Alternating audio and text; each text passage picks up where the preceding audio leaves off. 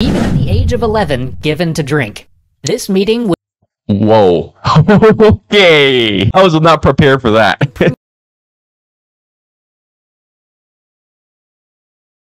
All right, a suggestion. A young girl sits... Catherine the Great. I'm restarting the suggestions that people have made to me now. So alone this in a is one cold of room them. in a great house on the German coast, and dreams of being a queen.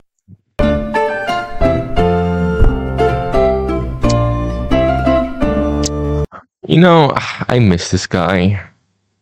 I wish he was still the voice actor for Extra History.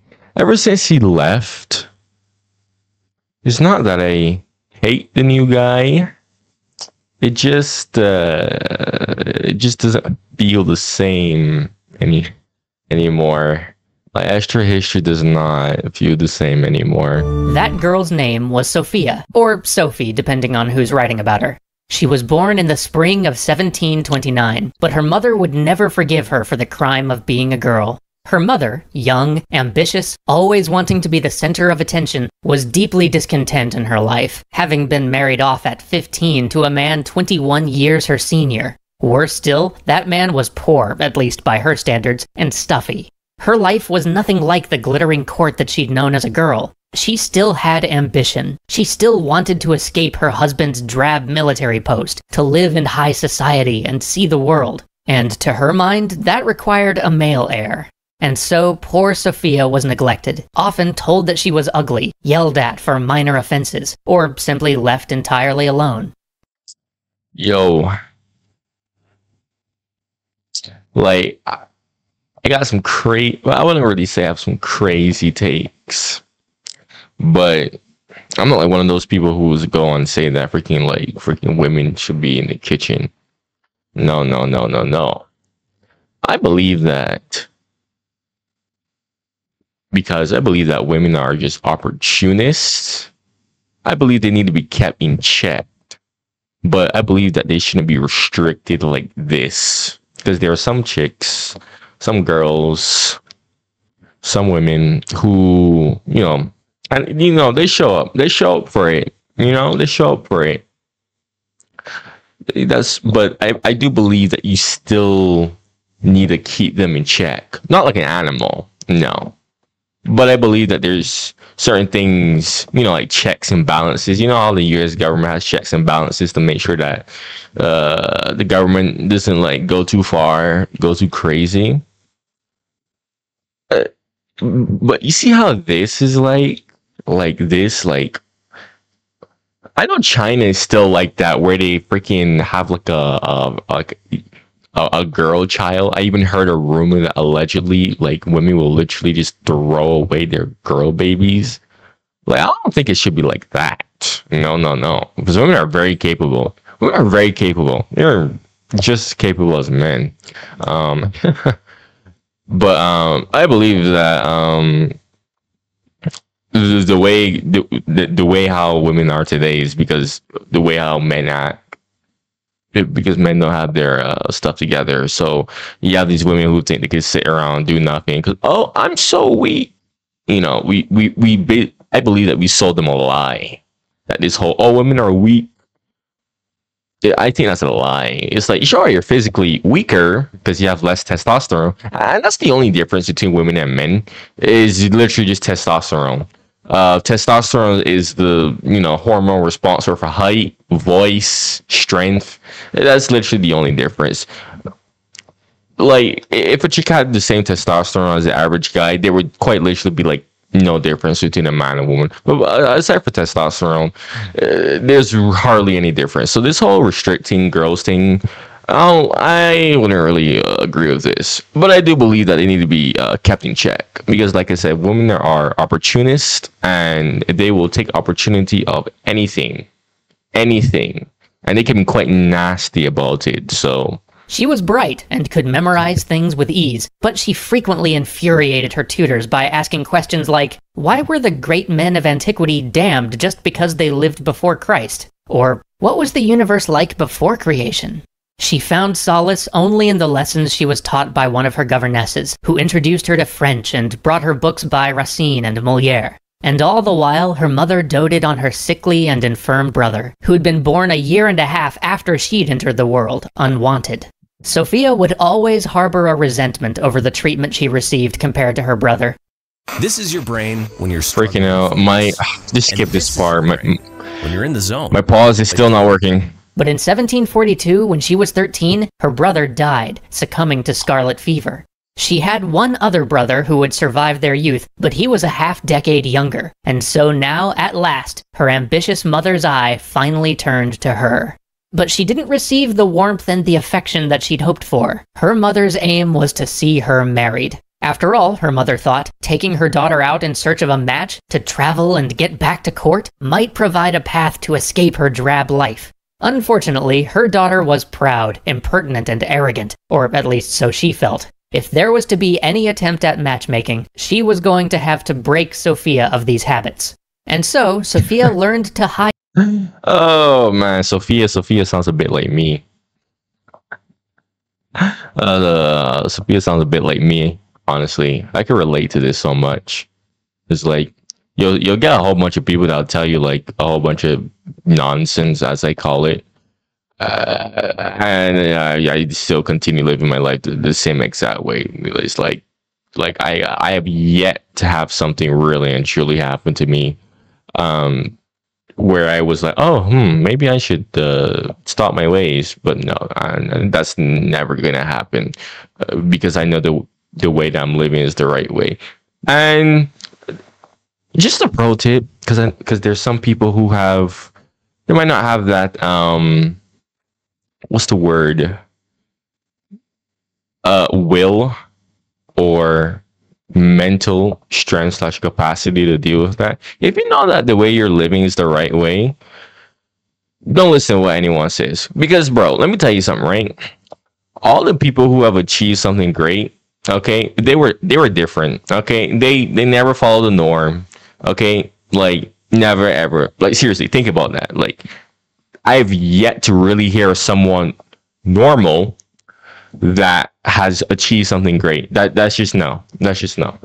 Okay, like don't be that guy who freaking is like too old, and then someone else does something that you could have done because oh no, nobody else wasn't doing it like this. Like and then next thing you know, you have regret. It's like, don't be like this.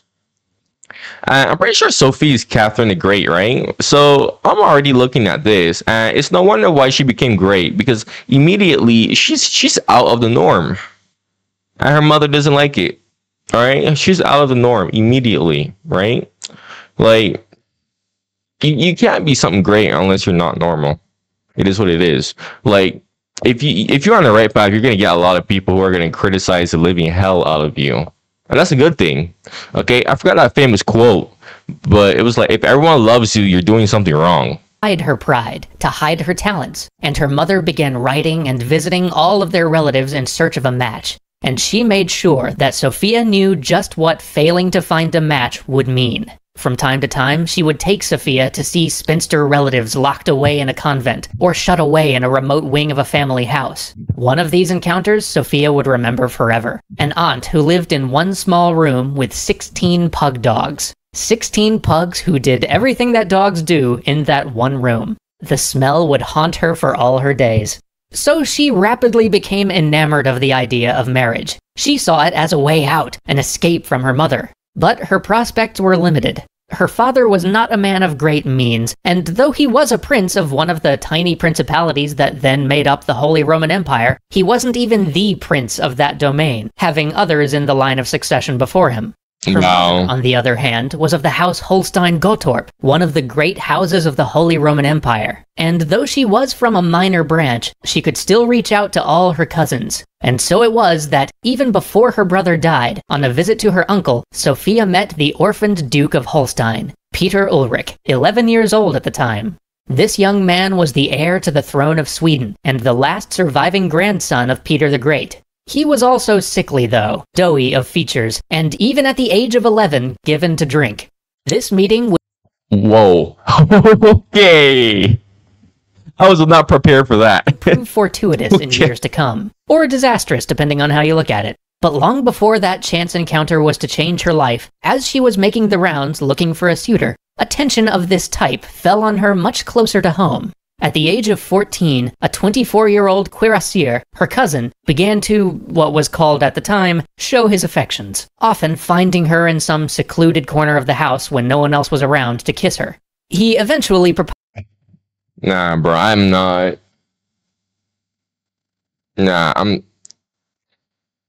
Oh, okay. This keeps taking me by surprise. Although she expertly put him off by agreeing to it only if he could get the consent of her parents. Then, in the middle of dinner one night, a letter came.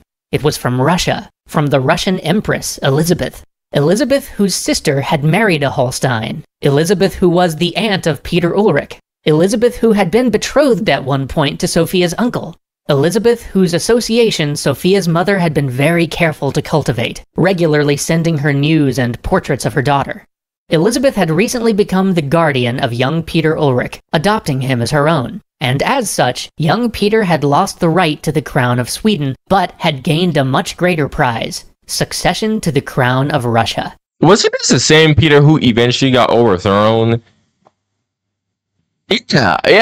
I remember, if I remember my Russian history correctly, this is the same Peter who eventually got overthrown. Elizabeth's letter said nothing of its purpose, but simply implored Sophia and her mother to travel at once to Russia. Despite the letter's vagueness, the implications were clear. Sophia might yet find her way to being a queen, as she had so often daydreamed. At Papa John's, get an that's extra crazy, large bro. New York Hey, style skip this one-topping part. Pizza for only $10.99. It's a mouth.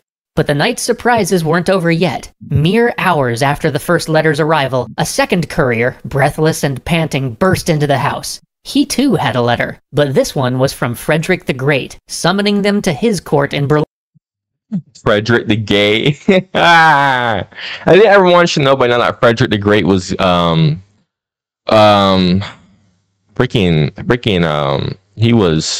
he liked men. Ugh. I don't even know what to say about that. That's a interesting tale. That's a hilarious nickname, Frederick the Gay. Berlin.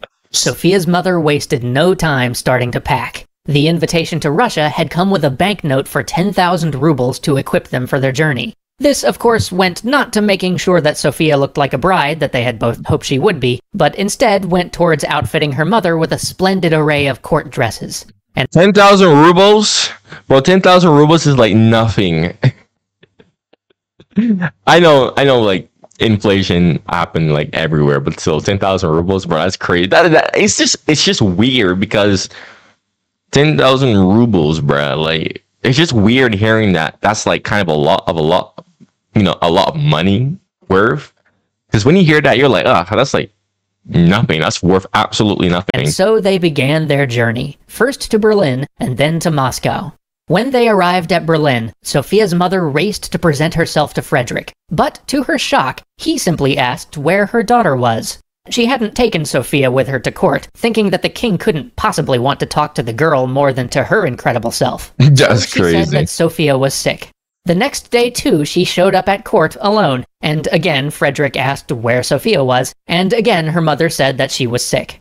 On the third day, Frederick pressed the issue, and Sophia's mother said that she couldn't come because she had nothing to wear. At which juncture, a somewhat miffed Frederick the Great cut her off and asked one of his sisters to just lend the poor girl a dress, please.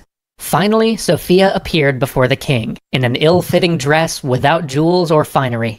She was shy, worried about what this great man might think. But to her surprise, and undoubtedly the surprise of her mother, she was seated at dinner that night right next to the king. Her mother wasn't even seated at the same table. The king disrespectful tried to make her feel comfortable, speaking to her of poetry and of the opera, plays and ballet. And though everybody stared at the king talking to a child, he continued on and she opened up, speaking to him throughout the meal. Frederick, I thought you were gay. What the heck? Frederick, like minors? What in the world?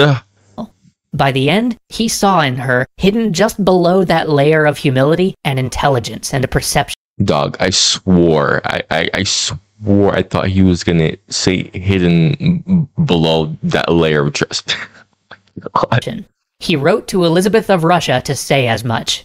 He had been assessing her, because in his bid to make Prussia a player on the world stage, he had already created many enemies, and he knew that he would have to have Russia on his side. It was his hope that this German princess could help ensure that. But his business was not just with Sophia. In private, his agents asked her mother to be their agent in the Russian court. They explained how one Count Bestuzhev was the sworn enemy of Prussia, and that he would stop Sophia's marriage if he could. And so Sophia's mother, Johanna, should do everything in her power to make him lose favor. Never again would these two rulers meet in person, these rulers whom history titles the Great. But it's far from the last time that their paths will cross. Join us next time as Sophia finally makes her way to Russia, and her mother sets about trying to destroy Count Bestuzhev. Yo, this is actually good. This is actually really good. Whoever suggested this to me, oh my gosh, I actually thank you. Like this is actually I'm hooked. I'm actually hooked, man. Freaking hell. Like I actually look forward to watching more of this. Go check out my other videos on my channel if you've made it this far, and make sure that you subscribe as well for more content like this, bro. I need to work on a video, my Operation Sea Lion video. I'm gonna post 2 videos on that.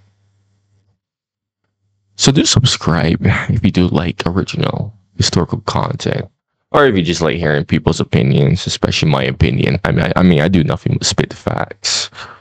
All right, despite I do have supporters, but I got a lot of hate, which I'm used to at this point. It's like whatever. But you get the point, man. I'm out of here.